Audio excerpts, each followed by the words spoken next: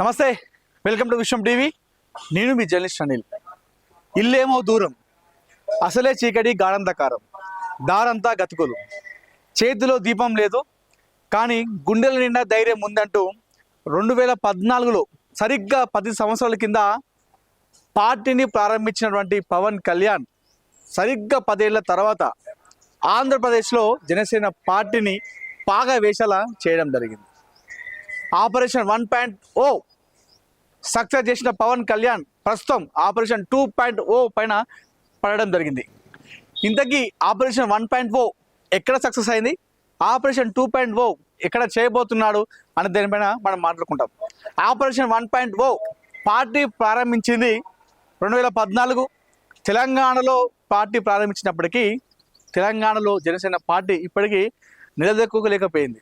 కానీ ఆంధ్రాలో గత సార్వత్రిక ఎన్నికల్లో అక్కడ ఒక ప్రధాన కీలక పాత్ర పోషించి అక్కడ కూటమి ప్రభుత్వం ఏర్పడేలా చేసింది జనసేన పార్టీని. ఇది అవునన్నా కాదన్నా ఇది నిజం. సో కేంద్రంలో ఉన్నటువంటి బీజేపీ పార్టీతో పొత్తు ఓకే చేసింది కూడా పవన్ కళ్యాణే. టీడీపీ, జనసేన, బీజేపీ మొన్న అలయన్స్తో పోటీ చేసిందంటే దానికి ప్రధాన కారణం పవన్ కళ్యాణే. ఈ విషయం చంద్రబాబు నాయుడు చాలా ఇంటర్వ్యూస్లో చెప్పడం జరిగింది. అటు ప్రధాని నరేంద్ర మోడీ కూడా ఎన్నోసార్లు చెప్పడం జరిగింది. సో ఆపరేషన్ 1.0 సార్వత్రిక ఎన్నికల్లో కూటమి ప్రభుత్వాన్ని ఏర్పడేలా చేసి ప్రస్తుతం డిప్యూటీ సీఎంగా అక్కడ ఉన్నాడు. జనసేన పార్టీని అక్కడ దొక్కుకునేలా చేయడం జరిగింది పవన్ కళ్యాణ్. కానీ పార్టీ పుట్టింది తెలంగాణలో అయినప్పటికీ కూడా ఇప్పటికి జనసేన ఏ ఎన్నికల్లో పోటీ చేసినా, అటు అసెంబ్లీ కావచ్చు, అదేవిధంగా పార్లమెంట్ ఎన్నికల్లో ఎక్కడ పోటీ చేసినా కూడా కనీసం ఎవరికి కూడా పోటీ ఇవ్వలేకపోయింది. డిపాజిట్లు కూడా గల్లంతైన పరిస్థితి ఏర్పడ్డది. కానీ ప్రస్తుతం ఇదంతా కూడా మారిపోయింది.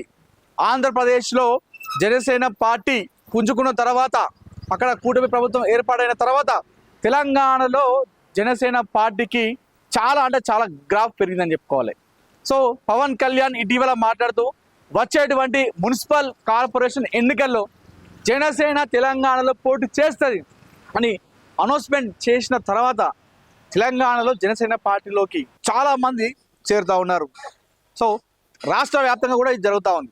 కేవలం హైదరాబాద్ మాత్రమే కాదు, తెలంగాణలో ఉన్నటువంటి 33 జిల్లాల్లో జనసేన పార్టీలో చేరడానికి చాలామంది ఆసక్తి చూపుతున్నారు. ఇప్పటికే పవన్ కళ్యాణ్ మొన్న కొండగట్టు వెళ్ళిన తర్వాత తెలంగాణలో అసెంబ్లీ ఇన్ఛార్జ్, నియోజకవర్గాల వారిగా ఇన్ఛార్జీలను నియమించి గ్రామాల్లో సైతం పార్టీని పుంజుకునేలా చేసే విధానంలో అడుగులు వేస్తూ ఉన్నాడు. అయితే మొన్న సర్పంచ్ ఎన్నికల్లో కూడా తెలంగాణలో జనసేన పార్టీ సర్పంచ్ కావచ్చు, వార్డు మెంబర్లుగా గెలిచిన వాళ్ళు చాలా మంది ఉన్నారంటే ఇది అతిశక్తి కాదు, ఇది కేవలం పవన్ కళ్యాణ్ మార్క్ అని చెప్పుకోవాలి. అయితే ఇప్పుడు వచ్చేటువంటి ఏదైతే మున్సిపల్ కార్పొరేషన్ ఎన్నికల్లో పోటీ చేస్తామని చెప్పగానే చాలా మంది యువకులు అందరూ కూడా జనసేన పార్టీలో చేరుతా ఉన్నారు. మొన్న కొండగట్టులో పర్యటనలో ముఖ్య కార్యకర్తలతో, తెలంగాణలో ఉన్నటువంటి ముఖ్య కార్యకర్తలతో సమావేశం ఏర్పాటు చేసి భవిష్యత్ కార్యాచరణను ప్రకటించాడు పవన్ కళ్యాణ్. ఇప్పటికే Ram Talluri, Janasena Telangana party general secretary, తెలంగాణలో పార్టీ పోటీ చేస్తూ ఉంది. ఎవరు మాతో పొత్తు ఉన్నా లేకపోయినా జనసేన మాత్రం ఖచ్చితంగా ఒక్కటిగా వచ్చి పోటీ చేస్తారని చెప్పేసి.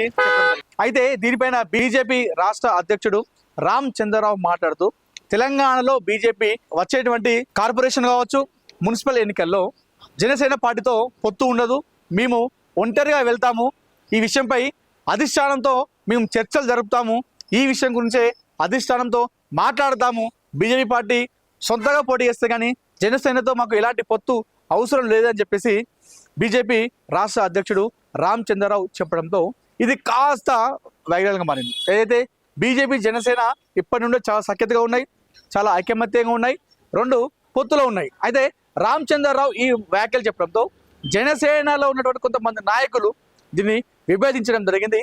పార్టీ కార్యకర్తలు కావచ్చు, కొంతమంది నాయకులు దీనిపైన సోషల్ మీడియాలో అసంతృప్తిని వ్యక్తం చేస్తూ ఉన్నారు. బీజేపీ జాతీయ అధిష్టానమే పవన్ కళ్యాణ్తో చాలా సఖ్యతగా ఉంటుంది. సో పవన్ కళ్యాణ్తో పొత్తు విషయంలో ఎప్పుడు వాళ్ళు ముందడుగు వేస్తూ ఉంటే తెలంగాణలో బీజేపీ రాష్ట్ర అధ్యక్షుడు ఈ విధంగా మాట్లాడడం సమంజసం కాదు అని చెప్పేసి జనసేన కార్యకర్తలు, నాయకులు సోషల్ మీడియాలో మాట్లాడుతున్నారు.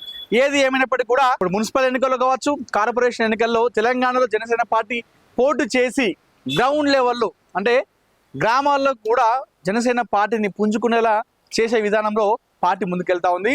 ఇదంతా కూడా 2028లో వచ్చేటువంటి సార్వత్రిక ఎన్నికల్లో జనసేన పార్టీ ఫుల్ ఫ్లెడ్జ్గా అటు అసెంబ్లీ కావచ్చు, పార్లమెంటు ఎన్నికల్లో పోటీ చేసే విధంగా కూడా ఇది ఉండబోతున్నట్టుగా ప్రణాళికలు రచిస్తూ ఉన్నారు జనసేన పార్టీ అధ్యక్షుడు పవన్ కళ్యాణ్. మన ఆపరేషన్ 1.0తో ఆంధ్రప్రదేశ్లో పాకవేసిన జనసేన పార్టీ ఇప్పుడు ఆపరేషన్ 2.0తో తెలంగాణలో కూడా జనసేన జెండా ఎగరబోతుందా? ఆంధ్రప్రదేశ్లో ప్రజలు పవన్ కళ్యాణ్ రిసీవ్ చేసుకున్నట్టు తెలంగాణలో ప్రజలు పవన్ కళ్యాణ్ కావచ్చు, జనసేన పార్టీని రిసీవ్ చేసుకుంటారా లేదా అనే దానిపైన మనం ఆలోచన చేసుకోవాలి. సరే, ఏది ఏమైనప్పుడు కూడా తెలంగాణలో వచ్చేటువంటి అన్ని ఎన్నికల్లోనూ పోటీ చేసేందుకు జనసేన సంసిద్ధమవుతుంది. ఏ పార్టీతో పొత్తు ఉన్నా లేకపోయినా సరే జనసేన పార్టీ సొంతంగా పోటీ చేసి ఇక్కడ అడుగులు వేసి వచ్చేటువంటి సార్వత్రిక ఎన్నికల్లో జనసేన జెండా తెలంగాణలో ఎగిరేసే విధంగా అయితే ఆలోచన అయితే చేస్తూ ఉంది. సో మరి చూడాలి, వచ్చేటువంటి మున్సిపల్ ఎన్నికల్లో, కార్పొరేషన్ ఎన్నికల్లో జనసేన పార్టీ సొంతగా పోటీ చేస్తుందా లేదా బీజేపీతో పొత్తు చేసుకుంటుందా? ఒకవేళ బీజేపీ మాకు పొత్తు వద్దు అంటే జనసేన పార్టీ ఏ విధంగా అడుగులు వేస్తుంది ఆ విషయంలో అనేది మనం వేచి చూడాలి.